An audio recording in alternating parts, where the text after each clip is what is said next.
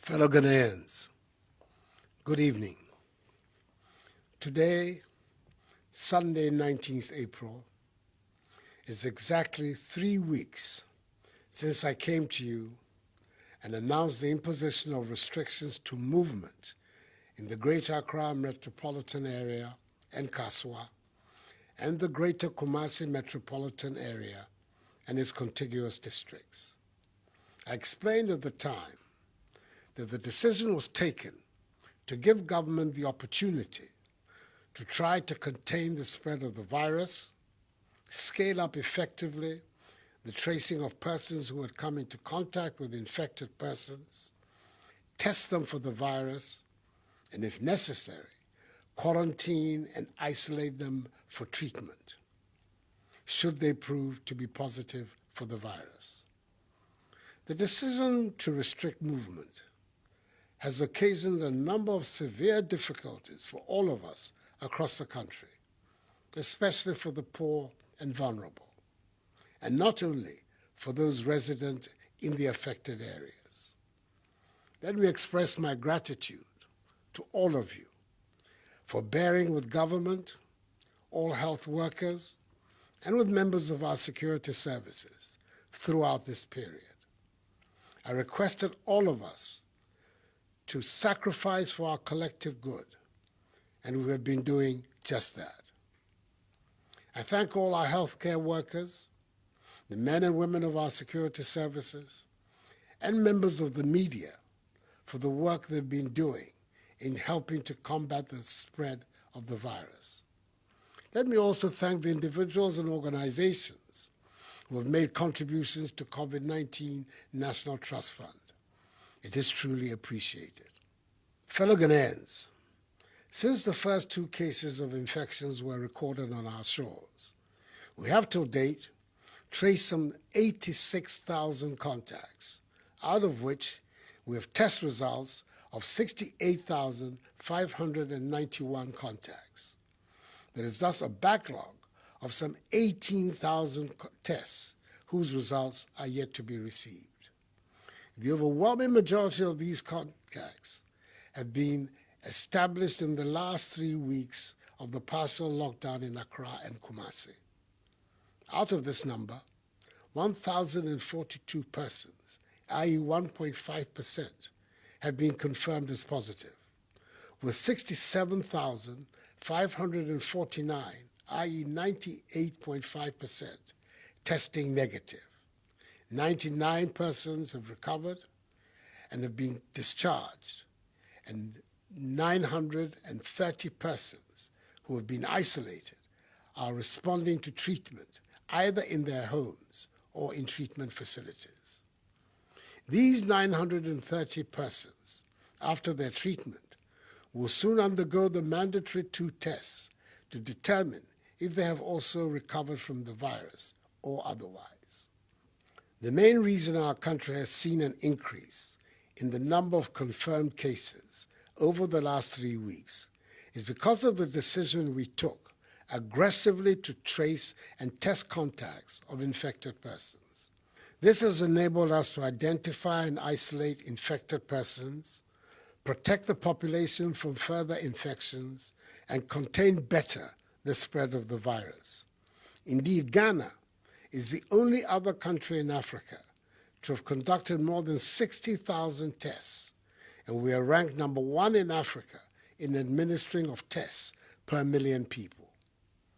The decision to impose restrictions on movement was backed by the data at hand, and our next course of action, again, is backed by data and by science. Indeed, all that government is doing is intended to achieve 5 key objectives: limit and stop the importation of the virus, contain its spread, provide adequate care for the sick, limit the impact of the virus on social and economic life, and inspire the expansion of our domestic capability and deepen our self-reliance. It is important to state at the very outset that scientists at the University of Ghana have successfully sequenced genomes of the virus responsible for the COVID-19 pandemic. obtaining important information about the genetic composition of viral strains in 15 of the confirmed cases in Ghana. This is a significant milestone in Ghana's response to the pandemic, as it will strengthen surveillance for tracking mutations of the virus and in the tracing of the sources of community infections in people with no known contact with confirmed cases. The Ghanaian scientific community is to be warmly applauded for this advance and contribution to global knowledge. Their work makes us proud to be Ghanaians, and who knows, God may work through them to discover a vaccine. What a triumph that would be. Indeed, the recent genomic characterization of African coronaviruses by our own scientists illustrates the need to establish the enabling framework for sustaining vaccine manufacturing in Africa. We must advance African-led partnerships to drive scientific innovations for the control of viral diseases by vaccination.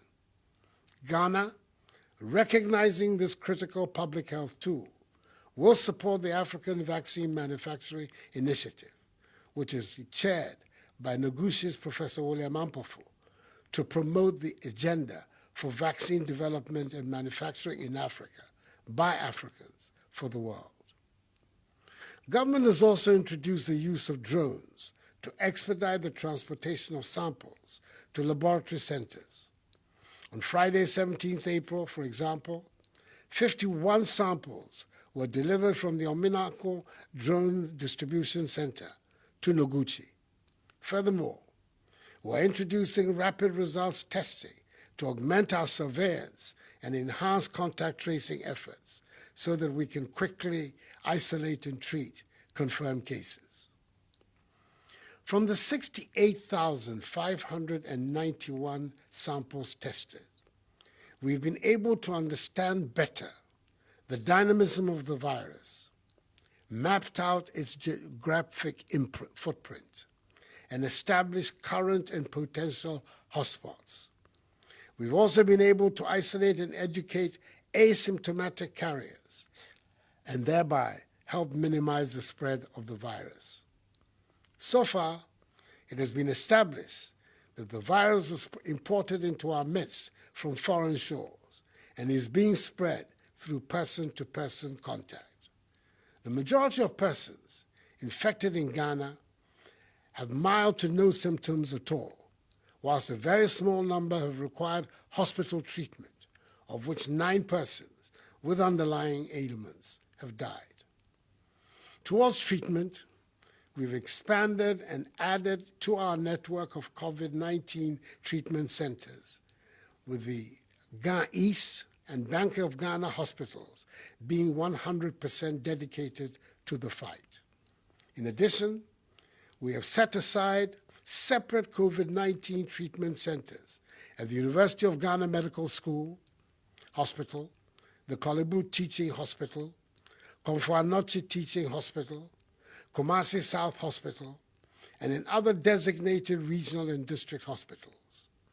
Last Friday, I was honored to do the virtual sod-cutting ceremony for the construction of a 100-bed infectious disease and isolation facility at the Ghana East Municipal Hospital, which is being funded through a public-private partnership under the leadership of the Ghana COVID-19 Private Sector Fund, and whose construction, with the assistance of the 48th Engineer Regiment of the Ghana Armed Forces, will be completed in 6 weeks. Members of the Private Sector Fund have indeed acted like citizens and not spectators in these testing times for our country, and their patriotism is to be loudly praised. We have also scaled up the domestic production of personal protective equipment, and our health care facilities so far have taken delivery of 14,550 scrubs, 11,900 gowns, 19,980 head covers, 263,281 nose masks, 13,002 N95 nose masks, 41,117 varying sizes of sanitizers have also been produced locally and delivered to our health facilities. The enhancement of our capacity to test has been made possible by the dedication of the expanded teams at Noguchi Memorial Institute for Medical Research, the Kumasi Center for Collaborative Research, and the National Public Health Reference Laboratory. Further, we're making significant investments in the laboratories of the Veterinary Laboratory, Accra, the Center for Scientific and Industrial Research Laboratory in Accra, the Police Hospital, the 37 Military Hospital, the University of Health and Allied Sciences in Ho, the Veterinary Services Department in Sekondi Takoradi, the Public Health Laboratory in Tamale, the War Memorial Hospital in Navrongo, and the Cape Coast Teaching Hospital, so they can also use PCR technology. We are recalibrating 100 regional and district tuberculosis gene expert laboratories across the country to help ensure that we have a minimum situation of one testing center per region.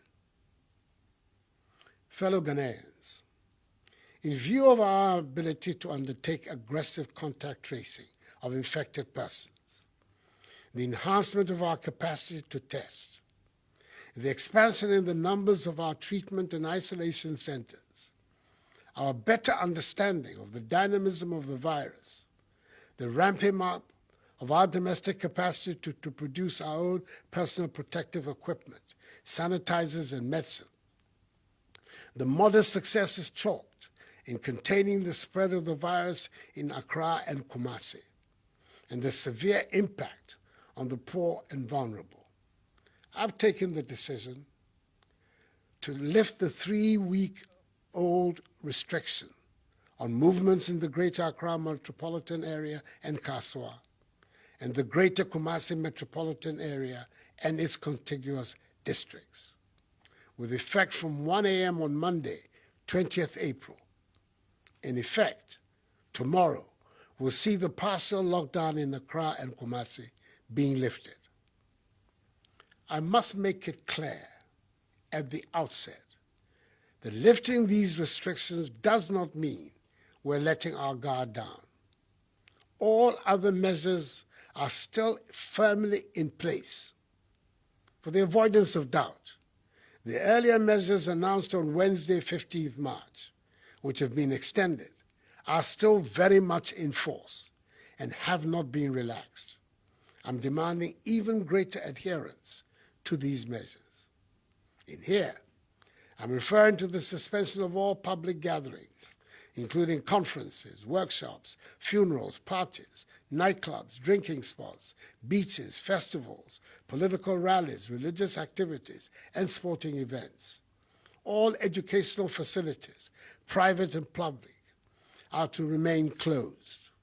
Businesses and other workplaces can continue to operate, observing staff management and workplace protocols with a view to achieving social distancing and hygiene protocols. Operators of public transport, including our buses, trotros, and taxis, are to continue to run with a minimum number of passengers, as they have been doing for the last 3 weeks, in maintaining social distancing. They must also continue to ensure the maintenance of enhanced hygienic conditions in all vehicles and terminals by providing, amongst others, hand sanitizers, running water, and soap for washing of hands. Domestic airlines are required to adhere to the same protocols. The Ministry of Local Government and Rural Development, together with metropolitan, municipal, and district assemblies, will continue to implement measures to enhance conditions of hygiene in markets across the country and expand the policy of alternate days for alternative products to improve social distancing in all markets. As has been established, the overwhelming majority of confirmed cases have come from travelers or from people who have come into contact with travelers.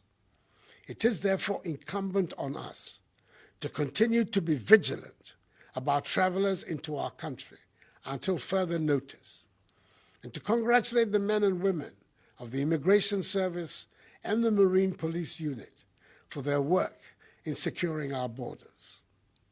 The arrest of 10 West African nationals in Tamale, who all tested positive for the virus. The arrest of the 6 Nigerian travelers who entered Ghana through unapproved routes along the Ghana-Togo border near Aflao, who also tested positive for the virus. And the recent arrest of 10 fishermen in the Western region who returned from Côte d'Ivoire and have been quarantined testify to the determination of our security services to protect our borders. I have thus signed an executive instrument to extend the closure of our borders for 2 more weeks, beginning Monday, the 20th of April. Like the World Health Organization, WHO, has recently advised, I want to encourage you to wear a mask wherever you go, as it will help you not to contract the virus and keep it clean.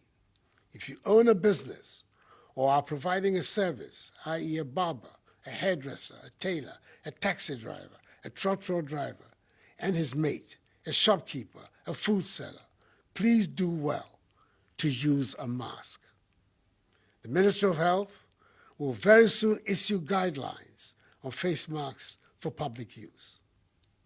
I entreat religious, traditional, community, and opinion leaders to partner with government in engaging, mobilizing, and enforcing adherence to social distancing and personal hygiene protocol practices in their respective communities. As difficult as it may be, I encourage all bereaved persons to conduct private burials of their loved ones, but ensure that the 25 personal limit is not breached. Indeed, some are burying their loved ones now in order to have the final funeral rites later. The morgues in the country are becoming full and will in themselves soon pose a public health hazard. So let us act quickly on this. As the day goes by, and as we continue to sustain a grip on the rapid spread of the virus, the systematic easing of these restrictions will be undertaken to bring life back to normalcy. Definitely, we will continue to record new cases of infections, particularly with our policy of aggressive tracing and testing. However, I want to assure you the government has put in place the appropriate measures to isolate and treat them. Should there be an unexpected outburst in infections within a community, I've put the health workers and the security services, including the police service and the armed forces, on standby to coordinate a rapid response of human and logistical resources, if necessary, to cordon, impose a curfew, trace, test, and treat infected persons in the affected community. Indeed, the focus of government's policy and action will be based on the implementation of the 3 T's, i.e. tracing, testing, and treating. In any event, stay at home unless it is absolutely essential.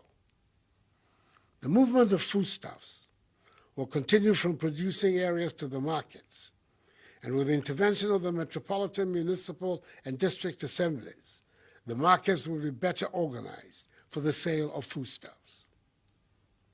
Fellow Ghanaians, as we fight to halt the spread of the virus, we're also engaged in fights on 2 other fronts, fights we must equally win.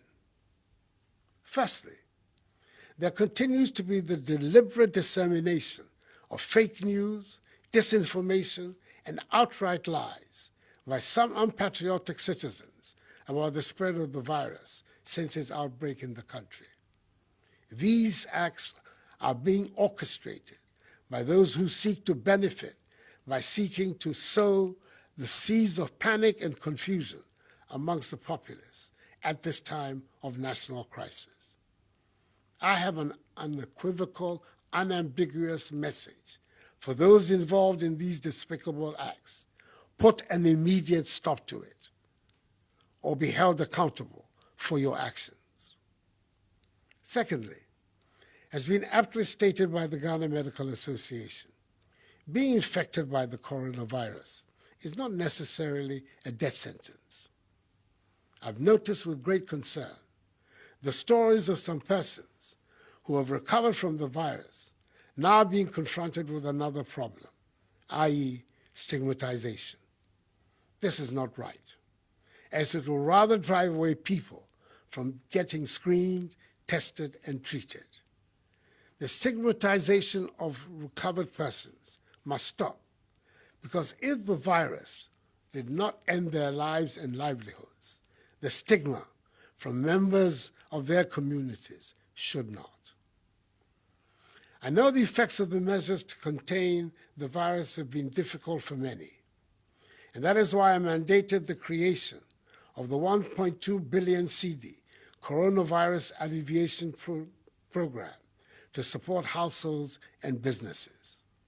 Out of this amount, 280 million cedis is being used to provide food for the vulnerable and free water for all Ghanaians for 3 months, i.e. April, May, and June. 323 million cedis is being used to motivate our health workers, and 600 million cedis of assistance is being provided to micro, small, and medium-scale businesses. I expect disbursements of the 600 million cedis to start in May. Government is fully absorbing electricity bills for 1 million active Lifeline customers and is granting a 50% subsidy on electricity bills of all other customers using their March 2020 bill as their benchmark for the months of April, May, and June. In total, the relief on electricity will amount to some 1 billion cedis. Again, government through the Ministry of Gender, Children and Social Protection, the Ministry of Local Government and Rural Development, and the Ministry of Food and Agriculture through the National Buffer Stock Company, in collaboration with the MMDCs and the District Disaster Management Committees, has provided over 2.5 million cooked food packs to vulnerable persons in the affected districts of Accra and Kumasi. Dry food packs have also been distributed in collaboration with the faith-based organization to 450,000 families in the same areas as against the original target of 400,000. I express my profound gratitude to the private sector and faith-based organizations and traditional authorities for their support in this endeavor. I also commend highly the many individuals and private organizations who on their own organized hot meals and fed a number of vulnerable people within the restricted areas. To these individuals, I echo for being good neighbors to your fellow Ghanaians. As we continue to battle this pandemic, it is imperative we plan to restore Ghana onto a sound economic footing and create a path towards growth and transformation. The recent $1 billion United States dollar rapid credit facility, secured from the IMF without any precondition and approved by Parliament, will be used to help close the financing gap that has been created by the pandemic through shortfalls in revenues and additional expenditures. I welcome the 3 billion CD credit and stimulus package from the commercial banks with the support of the Bank of Ghana to revitalize industries, especially in the pharmaceutical, hospitality, service, and manufacturing sectors. The Minister for Finance, that hard-working, outstanding national treasurer, together with his counterpart in South Africa, as co-chairs of the Committee of African Finance Ministers, have been leading a Pan-African effort to bring debt relief to the continent in these difficult times. The recent $1 billion United States dollar rapid credit facility, secured from the IMF without any precondition and approved by Parliament, will be used to help close the financing gap that has been created by the pandemic through shortfalls in revenues and additional expenditures. I welcome the $3 billion CD credit and stimulus package from the commercial banks with the support of the Bank of Ghana to revitalize industries, especially in the pharmaceutical, hospitality, service, and manufacturing sectors. The Minister for Finance, that hard-working, outstanding national treasurer, together with his counterpart in South Africa, as co-chairs of the Committee of African Finance Ministers, have been leading a Pan-African effort to bring debt relief to the continent in these difficult times. Last Friday, they achieved a 9-month debt standstill from the World Bank for all qualifying members of the International Development Association, IDA, starting from 1st May 2020, totaling some $44 billion United States dollars for the countries of Africa. In the case of Ghana, this amounts to a freeze in principal and interest payments for the year, amounting to some $500 million United States dollars. This will create greater fiscal space to help make the Ghanaian economy much more resilient. I've charged the finance minister to leave no stone unturned to achieve an even greater and comprehensive debt relief program for Africa.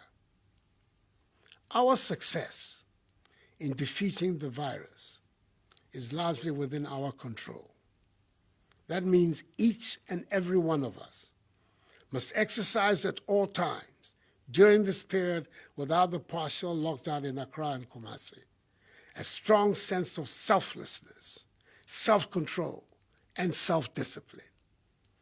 It is important to stress strongly that coming out of the partial lockdown in Accra and Kumasi does not mean we are out of the pandemic.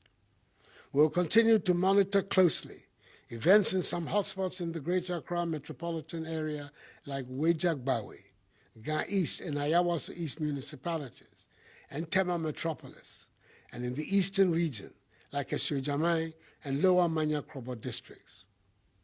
Whenever the situation so warrants, a community in which the virus is identified as becoming prevalent will be locked down until there is a clear understanding of the trajectory of the virus that will allow us to contain it.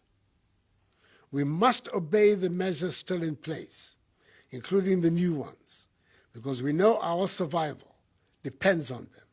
And the harder we are on ourselves in obeying them, the quicker and more enduring will be the victory. To Ghanaians in all parts of the world, I urge you to remain steadfast in abiding by the rules and regulations that have been put in place by your host countries to combat the virus. And I extend the condolences of all your compatriots at home to all families abroad who have lost their loved ones to the virus. And I take this opportunity to wish our High Commissioner to the United Kingdom and Ireland, my good friend, Papa Usuan Kuma, who has been affected by the virus, and other Ghanaians abroad who have been so affected, a speedy recovery. This disease is new, and it is in plain evolution, and there is therefore as yet no vaccine or cure. But we know enough to take action, and we shall be nimble and adapt as the situation changes. We will tailor our solutions to our unique social, economic, and cultural conditions.